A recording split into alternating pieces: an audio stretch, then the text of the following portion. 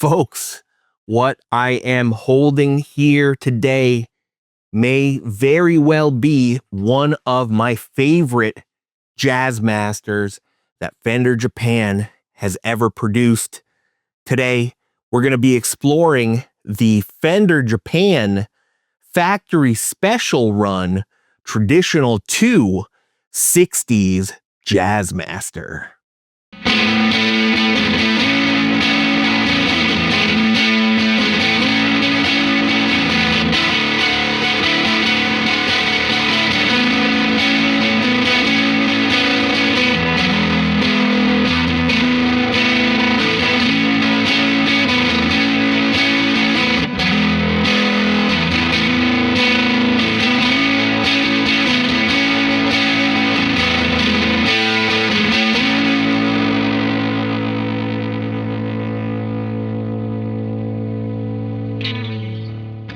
This thing is a beauty. This came direct from Japan, a limited release back in late 2023. I was lucky enough to get my hands on one of these bad boys. Only 50 of these had been produced in Sherwood Green that year across 2 special runs. And as soon as I popped it out of the box, I was enamored of it. Quickly going over these specs, these came with alder bodies, lightly tinted U-shaped or full C-shaped maple necks with a bound rosewood fretboard and dot inlays. These ones have a 1 5/8 inch or 41.6 millimeter nut width with a bone nut. This also came with medium jumbo frets, which I was prepared to not really be into, but they are so comfortable to play on. You can play with a bit of a lighter touch as compared to those with vintage size frets, which historically have been my favorite.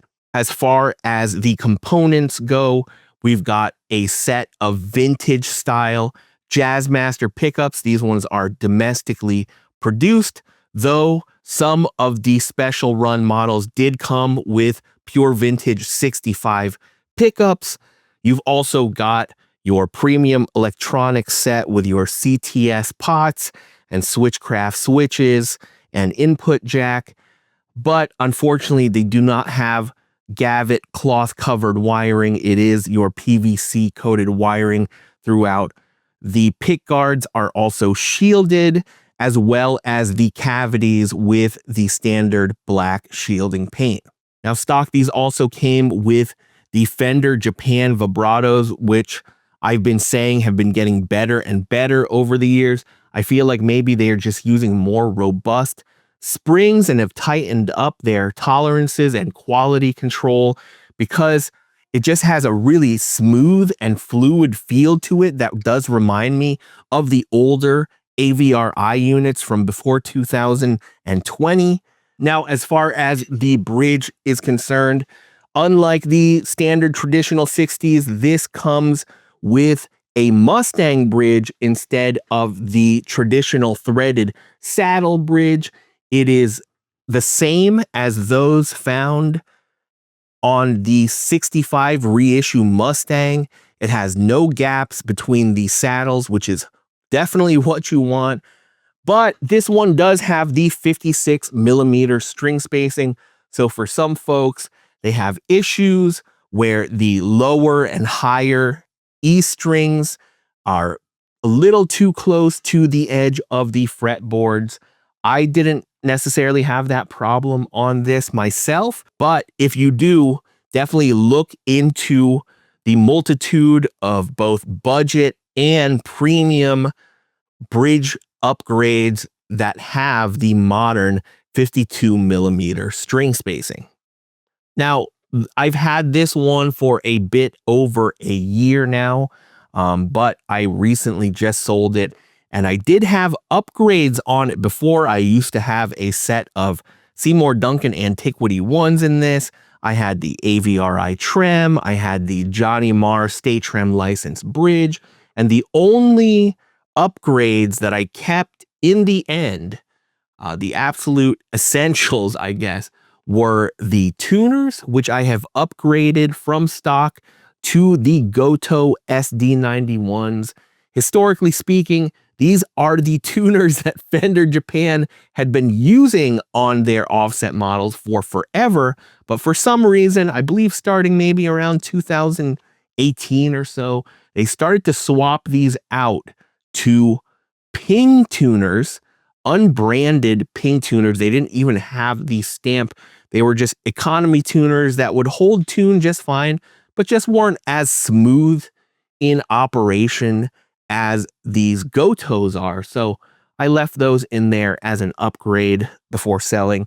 And then, more of a cosmetic thing than anything else, the white witch hat knobs to complete the 65 era look of this guitar. And yeah, the rest of the guitar, even stock, plays phenomenally. Let's talk for a bit about the U-shaped neck. This is, for whatever reason, some folks do not get on with this neck, and some folks absolutely love it. I'm not sure why Fender Japan designates these as U-shaped, because they bear no resemblance to that namesake, especially when comparing to, you know, your 50s Telecasters and No-casters and vintage guitars that actually did have those baseball bat-like U-shaped necks. No, this feels much more like just a modern C shape with maybe minimal taper moving up the neck. But that said, this to me still doesn't feel as thick as, say, a Vintera 1 Jazzmaster or even an AV65 or American Original Jazzmaster. It is undoubtedly one of the most comfortable neck shapes that I have played, and why I love the FSR Traditional II 60s series so very, very much. I really hope that Fender Japan continue to produce this model, hopefully bringing them out in even more custom colors, especially for the special limited edition runs that the various shops in Japan have. Because if Fender Japan has a leg up on Fender USA and Fender Mexico and Fender Indonesia now, it is their willingness to release offsets in all of the awesome custom colors that we all love. Fender Japan also have a leg up on their Western counterparts when it comes to just the sheer craftsmanship of these guitars. In case you didn't know, everyone who has their hand in the process of building Fender Japan's offsets is a certified luthier, and you can tell. I honestly pulled this thing out of the box, tuned it up, and it was ready to go. The action was already good. I did not have to file the nut on this one because this one did come loaded with 10s, so stepping up to 11s posed no issues. Unlike the FSR Traditional 260s Jaguar that was also from this series, I did not have to actually file those nut slots any wider or deeper for installing 11. So that was really, really nice. And just a quick note on the frets themselves. I had mentioned before that they are medium jumbos. I'm not really used to those on offset guitars overall, though my very first Jazzmaster, which was a classic player from back in 2008, had the medium jumbos, and I loved that neck. Paired with that 7¼ radius, it is a super comfortable playing experience. The fretwork itself was absolutely immaculate. I did not need to do any fret dressing or fret polishing or anything. This seriously is the same level of fretwork that you can expect from a much more expensive instrument such as those that come out of the Fender custom shop. I love Fender Japan for this because I can always rely on them to do incredible fretwork. I was just talking to my buddy Jim from Audio Mo Music, and we were comparing our thoughts on this model as compared to the old JM66 and JM66Bs that Fender Japan had done from the 90s all the way to, you know, the mid to later 2010s. In my opinion, I think these compare favorably, if not built to an even higher standard than those older models. The electronics, unlike back then, are no longer garbage. If you're buying from the 90s or from the mid 2000s or whatever, you'll know that the pickups that came in those aren't actually Jazzmaster pickups. They look like Jazzmaster pickups, but they're wound and sound a bit more like Strat pickups. The electronics that came on those left a lot to be desired, whereas here you've got an all premium affair with the exception of that PVC coated wiring. Now, as far as the pickups in this thing are concerned, I had mentioned before that they are vintage style Jazzmaster pickups. I measured with my multimeter and found them to be wound right around that 7K output mark. That gives you a nice Jazzmaster tone, not too underwound, so it isn't lifeless. It does have some character and texture to it, which I appreciate. And yeah, I don't think that you necessarily have to swap these guys out because it just sounds good. I don't know how much of an improvement you will hear, at least in my opinion, from swapping them out for, say, a set of American vintage 65s. But again, that is my opinion, so take that with a grain of salt. Your mileage may vary. And as far as any other necessary upgrades on this thing go, I don't think it's that much. If anything, if you want to upgrade the actual wire being used in the circuit to Gavit cloth covered wiring, or you want to add maybe some of those brass shielding plates or copper foil shielding tape, that will do a little bit better of a job than the shielding paint found in here. Nothing major is required for this guitar, which is another reason why I found it so enticing and so wonderful of an option as far as mid-60s style modern production Jazzmasters go.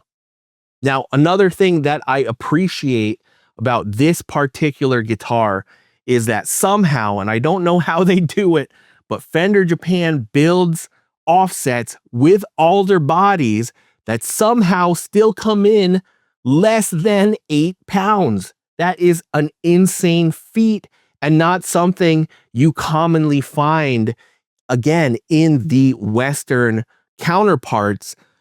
This one here weighs only 7.6 pounds, which is seriously mind-blowing to me. And it's just a very, very resonant and lively playing guitar, even when you play unplugged, which I always appreciate.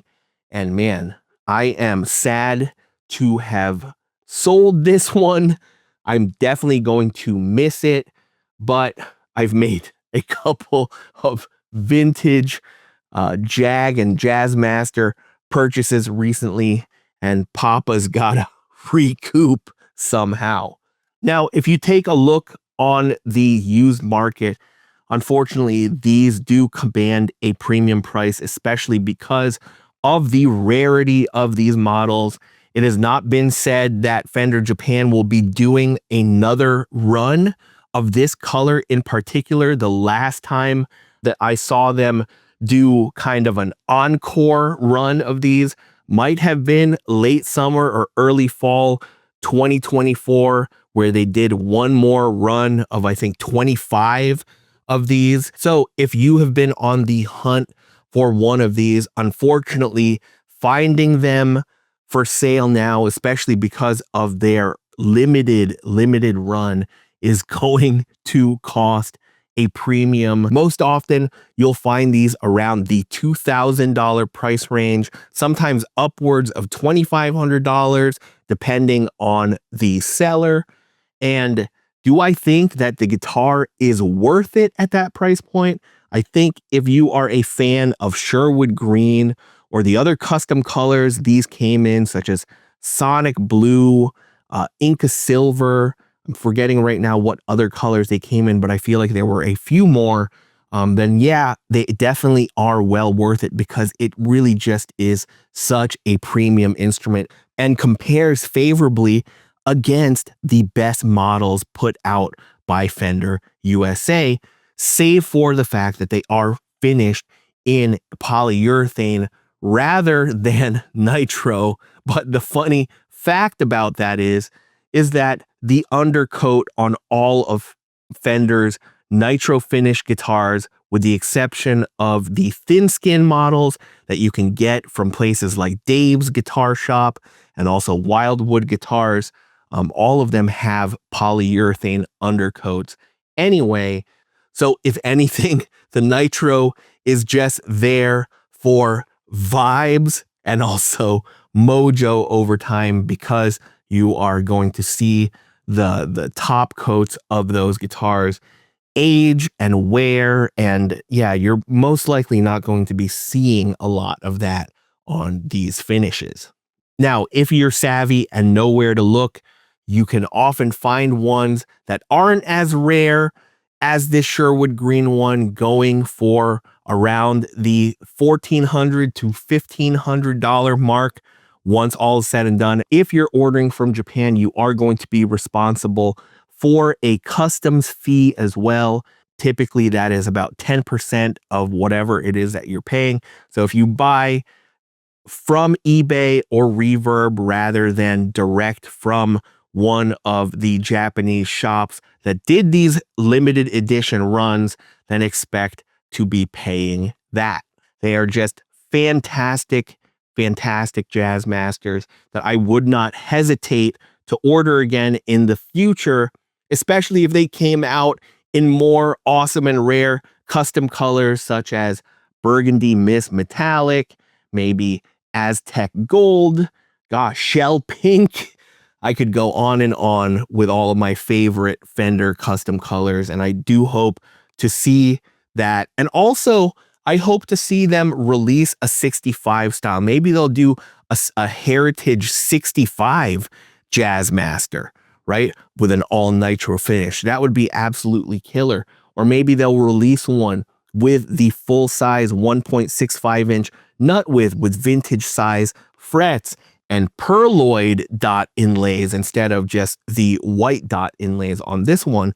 There are many variations I feel like they could potentially do on this mid-60s style Jazzmaster that I'm keeping my fingers crossed and hoping to see from Fender Japan in the coming year. What do you all think? Do you own this guitar? If not in Sherwood Green, maybe in one of the other custom colors?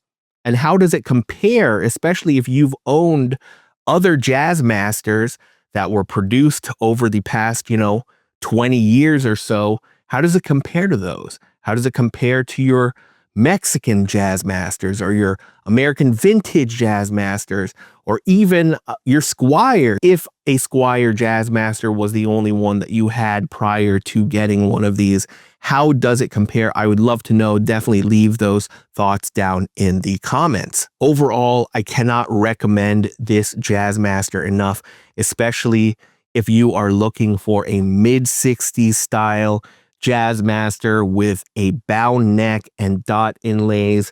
This one is cream of the crop for me and up there with the best of them.